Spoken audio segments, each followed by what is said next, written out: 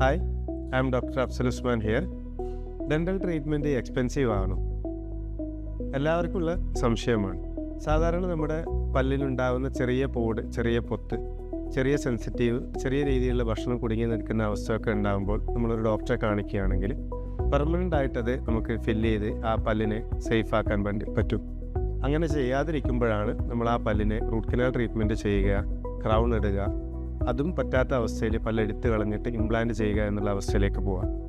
സാധാരണ നമ്മുടെ ഒരു പല്ല് ക്ലീൻ ചെയ്ത് അടക്കാൻ വേണ്ടി ഒരു 1000 രൂപ മുതൽ സ്റ്റാർട്ട് ചെയ്യുന്ന പ്രൊസീജിയർ നമ്മളൊരു ഇംപ്ലാന്റിലേക്കൊക്കെ പോകുമ്പോൾ ഒരു 30,000-40,000 രൂപയിലേക്ക് പോകുന്നത് തികച്ചും നമ്മൾ ശ്രദ്ധക്കുറവ് കൊണ്ട് മാത്രമാണ്. റെഗുലർലി നമ്മളൊരു 6 മാസത്തിലൊരിക്കൽ ഒരു ഡെൻറ്റിസ്റ്റിനെ വിസിറ്റ് ചെയ്ത് ക്ലീൻ ചെയ്ത് അടക്കാനുള്ള പല്ല് ആണെങ്കിൽ അത് പെർമനൻ്റ് ആയിട്ട് അടക്കാൻ വേണ്ടി ട്രൈ ചെയ്യുക.